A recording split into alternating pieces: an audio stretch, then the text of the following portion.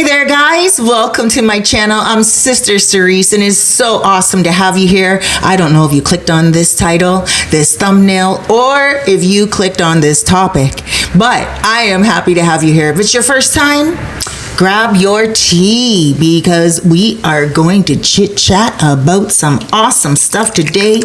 If you are a returning subscriber, a returning viewer, thank you so much for coming back. Guys, we're going to talk about the Jane Doe that recently testified in the Sean Diddy Combs trial.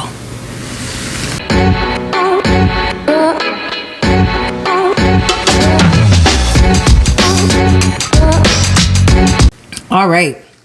Now, at first I was like, this girl went through a lot. Let's back up before we get into her. First, let's just talk about the other people who have already taken the stand, okay? The other women. Cassie. When Cassie testified, when I heard her testimony, I thought, okay, yeah. But she sounded like she was going along with it for most of the time. Yes, she went along with it because I did a prior video on that. Check it out. And she did it because, she wanted to make Diddy happy. She felt like she was in love with him. She felt like he loved her in some ways as well. And it seemed like it was a toxic type of relationship where they were trauma bonding. So Cassie's testimony just seemed to me like she was in on it until she got tired of it. She was just taken by the glitz and the glamour. And she's like, wow, I'm with a billionaire. I'm with someone that is, taking me to these parties. I'm privy to all these parties. I want to be a star. I want to be just like that. How do I get there? Keep my crowd just like that. They say, if you want to become successful, keep successful people around you. So if she wanted to become a star, keep stars around you. And she did. She had the music mogul himself as her boyfriend. But behind closed doors, it was a whole other situation. He was pow-powing her. He was getting on. He was using her up. And she still looks good, thank God. And congratulations to her third child, a boy. So she has 2 girls and now a boy with her husband, Alex. And that is wonderful. It's good, I think. It's wonderful. But now let's talk about Capricorn Clark. Capricorn, and that's her real name, Capricorn. I wonder when her birthday is. Obviously, she's a Capricorn. So, Capricorn Clark, she was not intimate with Diddy. But I believe that her testimony was strong enough to get the jury thinking, yeah, he does seem monstrous. Remember, these charges are not for DV. These charges are for racketeering, like coercion into doing things that are illegal, like buying workers, right, that do it for intimacy. I have to be very careful because YouTube is very careful right now with a lot of the words and a lot of the language, and I guess by right because children do watch. I digress. Let's move on. So, there are workers, we'll call them, that Diddy would hire and take them across state lines. That is where it becomes illegal. Paying for intimacy and also taking them across state lines. Like, I live in the Dominican Republic, and I've been living here for almost 10 years now. Well, 7 years, right? And I see a lot of it here. Guys come here, they pay to play, they have a really good time, they go back home, they enjoy their life. What comes to the Dominican Republic and happens in the Dominican Republic stays in the Dominican Republic, and people leave. So Diddy was doing that in the United States, though, where it is extremely illegal, and he was traveling these people over state lines, which is even more illegal. So I believe that's what he's going to go down for. But back to Capricorn Clark. I believe her testimony is what enlightened the whole entire jury on really the real deal Holyfield. Now, let's go to Mia. Mia is the one who worked for him as well, and she worked pretty much as an assistant type of thing, hot mess. I believe that she also wanted a part of that sunshine, glitz, and glamour, Also, Capricorn Clark, I think, just let's back up again. I'm all over the place, but just give me a moment. I'm going somewhere with this, especially with the Jane Doe, so be patient. Now, Capricorn Clark, I believe that she was stuck between a rock and a hard spot. I do believe that she was working for her living. Now, her and Diddy were not intimate, but Diddy did treat her badly, and Diddy did threaten her. He said that he would, if she got close to Suge Knight, things like this. He even took her for a polygraph test, and 5 days straight, because someone was saying that she stole some jewelry that Diddy borrowed from Jacob the jeweler. The jewelry went missing. She doesn't even know now if Diddy actually got it back. But someone took her and gave her a 5-day polygraph test over and over and over, asking her the same questions. And they said to her, if she fails the test, she's going to end up in the river. What is this? You know what I'm saying? So her testimony, I felt, was very strong, and it showed criminalistic behavior, criminalistic happenings. Now, Maya, again, she was attacked by Diddy physically and, sexually. And she definitely was taken advantage of. But again, this is not what he is being charged with. He's being charged with racketeering, and that is using your money and your power to coerce people into doing things. I think the only thing that really is going to show is the actual case with Capricorn Clark and also KK, the manager that ran his whole life. We haven't even heard of her testimony yet. If she's subpoenaed, who she's going to be working for, if she's going to be working for the defense, is she going to be working for the prosecution? Like, how's she going to go down? Is she going to be charged? Like, come on now. So now let's fast forward to the Jane Doe. She was just broken up on the stand, allegedly. Now, she was dating Diddy for a very long time. In 2023, he got her a big, beautiful apartment. He helped her get furniture for it and everything, and he pays all her bills. And he paid her $10,000 a month to be his on-call worker. Okay. Now, they were together at first. Now, this is where I'm like, I don't know if she has enough power to be able to really drag him down. But the people that are involved in what they did together, the workers that they brought over state lines, this is enough to bring Diddy down. So not necessarily her story is going to be strong enough to make the jury feel like she was a victim. But I think that if the jury really looks at what the charges are, then they would have to agree that yes, the story does prove that he's guilty. Okay, let me break it down like this. So he meets this girl, Jane Doe, and they're great. They're having a beautiful relationship. They're happy together, even though she knows for sure that he is with other women. Okay, at this time, she knew he was with other women. How did she even meet him in the first place? Her friend was dating him. But when her friend and him broke up, that's when she decided to start flirting with him and getting with him. I'm wondering if her friend is Cassie. Okay, so now they get together. She knows that he's all over the place. She knows that they're never going to be seen in public together. She's not a singer. She's not an actress. She's not in the public eye like that. She just feels fortunate to be in Diddy's presence. She looked at him like he was God himself. So one day, after intimacy, he says to her, wouldn't you like to have fun in the bedroom, like bring a third party in? And she was like, yeah, let's do it. So he's like, all right. Within that same day, he had somebody come into the room and they took a whole bunch of pills, they took a whole bunch of substances, and bam, it never stopped.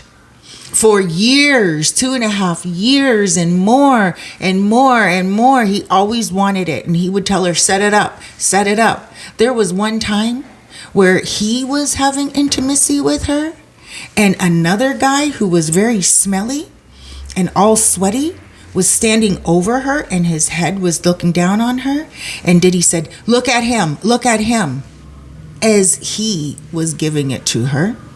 Diddy was giving it to her. Diddy told her to look at this guy. His sweat was going all on her. She said it was just such a disgrace. She knew that she was being used. She stayed in that situation. It wasn't her boyfriend. She was chasing the girlfriend title. But Diddy was not into it. Diddy was just like, listen, I am hiring you to do a job. He even said those words to her, do your job. She said to him one time, look, I feel like I'm being used, because on her birthday, he took her to a hotel room and he planned a party for her. He said, I have a surprise for you. And she ended up with 3 men on that night. She had to do one of those jobs with 3 men on her birthday. And she's like, oh my gosh, I can't believe that this is what he did for me on my birthday, And then he's like, well, she messaged him and told him that. And he's like, you know what? You're making too much of it. I also got you a birthday party, had a birthday party for you and your friends. You look like you were enjoying yourself. Stay in the light. Be happy. Love. That's what he said to her. Stay in the light, What does stay in the light mean? Stay in the light obviously means be positive. Stop being negative. I pay your apartment. You get paid every month, $10,000 a month. All you have to do is just show up and work every now and again. But when she showed up and worked every now and again, it was for hours. Oh my gosh. So one time, for those of you who know, he had a girlfriend named Young Miami. Now, whether it was for publicity or not, he took Miami to Turks and Caicos on a trip for her birthday. This girl's birthday was just a couple of days before Young Miami. He took this girl to a hotel room and did a whole train on her. Young Miami, he took to Turks and Caicos. So when this girl caught wind of that on the internet, she messaged Diddy and she said, you took Young Miami to Turks and Caicos and I've been asking you to take me there. I want to go there. And he was like, oh my gosh, relax. You had your time. Don't believe the internet. Don't believe the hype. Don't believe everything that's going on online. This is Young Miami is just a publicity stunt. We are a business deal together. That was it. Okay. Finally, he takes this Jane Doe girl to Turks and Caicos.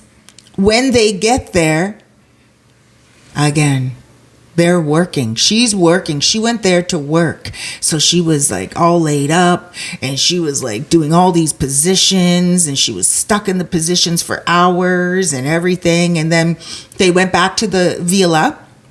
And when they were at the villa, Diddy says, you got more left in you? And she was like, no, I don't want to do it any longer. My down there is so sore. So Diddy gets lube and he starts lubing her all up down there to, make it feel better and everything. And she said, no, it's sore. It's sore. Like, I can't do anymore. So she goes and she takes off. And she takes off, just takes off. And Diddy messages her and says, why would you take off like that? You need to come back and apologize to Paul. Paul is the worker, the worker. And she goes back and she apologized to Paul. This is a full grown woman. And guess what, guys? This is the reason why I don't think her testimony is going to be that strong to the jurors, like the jurors to feel sorry for her, because Diddy is still paying her bills. She was still with Diddy when he got arrested. So she was still in his life. And the reason why she's on stand is because of what? I can't figure it out myself. I'm thinking to myself, is it that she was setting up all of these workers coming over lines and they know they can charge her for that because he wasn't paying for it himself? He wasn't bringing the people over the borders, over state lines himself. He got Cassandra to do it, Cassie, his ex, when they were together, and he also got this girl to do it. So he would say, bring them over, and this girl too, he didn't even pay her. He reimbursed her. She paid with her own money the flights for these workers, and they would get over and he would reimburse her. Could you imagine? Oh my gosh. And these workers were getting like $4,000 and everything. They were getting paid large.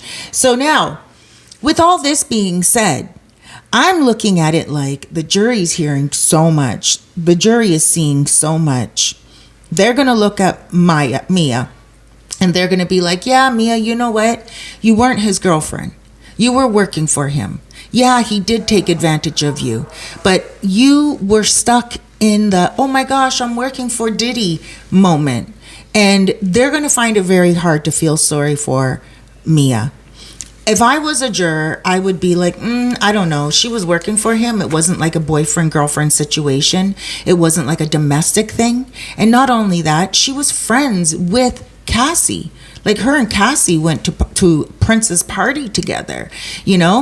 Diddy did hit this girl, and that's wrong. I'm not holding all that. I'm not upholding anything that he did to her. What he did to her was inappropriate. He took advantage of her, and when they went away somewhere, and her managing some of the business revolt, he wouldn't let her lock her bedroom door. And so yes, this is very inappropriate as well. But she was working for him. And I don't think it was the same as a Capricorn Clark situation, because she could have just left him and went somewhere else. She didn't have connections with all of these other people like Capricorn Clark did, in my opinion. You see, this girl did work for Madonna for 6 months, or 8 months, something like that. She did work for other people, Maya did. She worked for other famous people. But the Diddy situation was on a whole other level, because a lot of people that worked in that area with him, in that bubble with him, were younger. And Mia was also younger at the time. Her and Cassie were relatively the same age. So she was working with her peers. And that was probably very exhilarating, to be able to go to those big Diddy parties and have all those famous people come over and go to like a Prince party and stuff and have drinks and do whatever. All of these people were drinking and popping. All of them. They were all on it. And this girl here, this Jane Doe girl, she didn't want to be doing all that. She didn't want to be high for 3 days straight, for a whole weekend straight. And she would tell this to Diddy. Back to Jane Doe. Jane Doe would say to Diddy, I don't want to do all this. I just want to be with you. I just want to love you. I just want to have intimacy with you. I just want to be alone with you. Quality time. And Diddy wasn't into it. Diddy was just like, no. Diddy, after she would have intimacy with some of the men, like, with the, liquids and everything would come out, Diddy would go and play in it. Diddy would play in it. Diddy would get her to go online and DM guys and start speaking, with them on an intimacy level, and say, show me your anatomy. And Diddy was always hiding behind the scenes.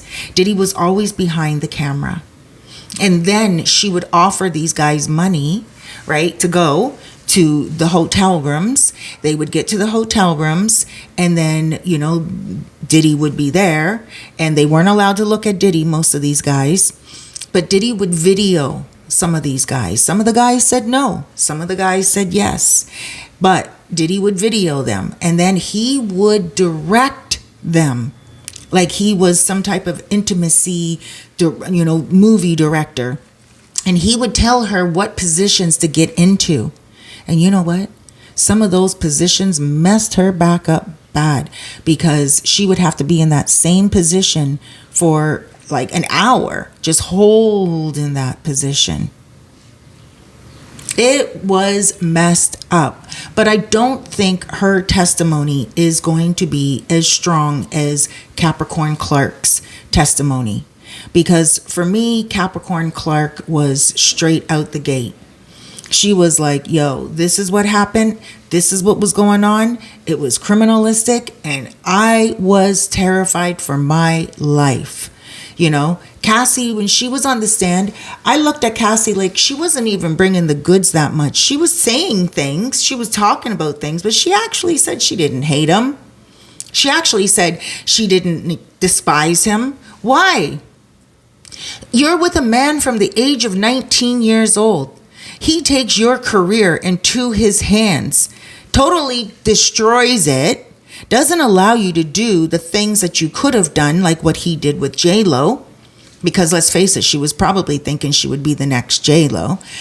But he went and he did nothing with her except lay her up, take photos of her, take videos of her, get her to bring in men from state lines. He ran trains on her and got her all, hooked on opiates and everything. Do you know, while she was pregnant, she had to take a certain medication in order not to crave opiates. So what does that tell us? That she probably is still, allegedly still doing that. I don't know. And so now what she's saying is that, Diddy is still paying her. Jane Doe is saying that Diddy is still paying her bills, and that it is something that, she just felt like he was holding it over her head every single time.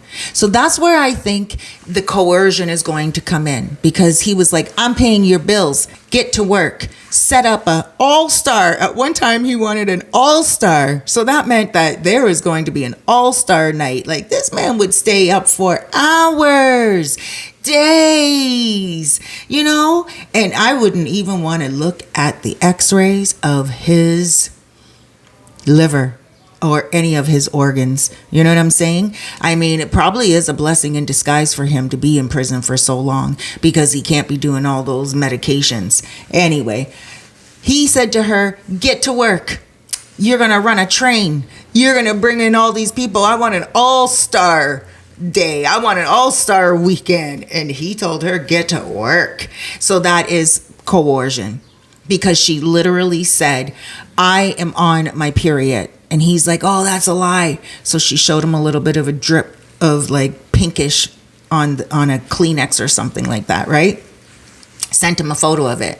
And he's like, oh, I pay you, I do this and I do that. And then she sent him later on full red blood. And she's like, look, I can't do it today. And she got all upset. And it's like, girlfriend, do you realize that you just became a glamorized working girl? That's what you became. That's what you have become over all those years of being with him. You are not his girlfriend. He is not your boyfriend. You are his private property. Yeah. He got her to get nipple rings in. And one time during one of those sessions, the clothing ripped the nipple ring, and it hurt, it bled, and it was very painful for her to get it back in, and it was taking a long time to heal. And Diddy got so angry. He would say stuff like, where are my nipple rings? How come I'm not seeing my nipple rings? My nipple rings? And they asked her, well, why did he say my nipple rings? And she said, because I was his girl. you know. So her testimony is a little bit backwards because she's crying and she's saying that she was taken advantage of and used, but he's not being charged for using women. He's being charged for racketeering, and her testimony does explain that there was racketeering because he was telling her, coercing her to bring people over state lines. He was paying her $10,000 a month to do this intimacy. So, yeah, it's not looking like he's going to get life in jail or even 30 years like what R. Kelly got, but it is looking like he may get 10. I don't know. It may get 10. I keep saying around 5 to 10. But look, the jury in R. Kelly's case put him away for a long time. I was so surprised. This is what's happening in our society. And a lot of people around the world, they have to stop doing things to women. And a lot of women have to also stand up for themselves. A lot of these women were like, I just wanted to please Diddy. What? Really? No, you're lying. You just wanted that money, in my opinion. You wanted that lifestyle. And I get it, but be honest. Like, just be honest. Just say, you know what? The money felt real good. Being in his house felt awesome. Like, you never know. Like, when you enter that home in a billionaire's home, it's gorgeous. You have everything you want. They didn't want to fall from fame, you know? This is my thoughts, my opinion. But hey, it could be that they did love him and that they are being honest. In Cassie's situation, I do believe that she was very young at the time and she was in love with him, the lifestyle and the possibility of her becoming a multimillionaire herself. And like she is right now, because, you know, she got that money from him, apparently $25 million. And not only that, you know, she was in it for the whole entire package. But this Jane Doe, no, she's not famous. And if you saw a photo of her, you probably wouldn't know who she is. So there we go, guys. Thank you so much for joining me. I'm Sister Cerise, and I am bringing you some real-time videos. Make sure you get your fork ready. Every single video, because we are gonna be dishing out the goods. Guys, thank you so much. I'm coming at you from the Dominican Republic. I am here for you every single week.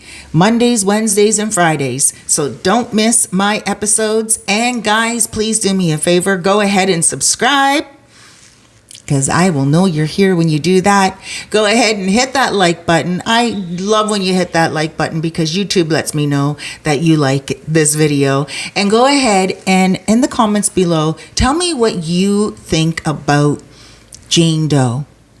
And tell me what you think about my take on it. Do you think I'm being too hard on her? I don't think so. I think after all these years, she could have gotten out of that situation, but she was holding on and holding on. It was like for her, the money pit, you know, she keeps putting stuff in that pit and keeps getting broke, you know, and broke in all different ways. All right, guys, thank you so much. Huge hugs, loads of love, big blessings. Be good to yourself out there. And remember, if you are caught up in a situation similar to this, you can break free from it.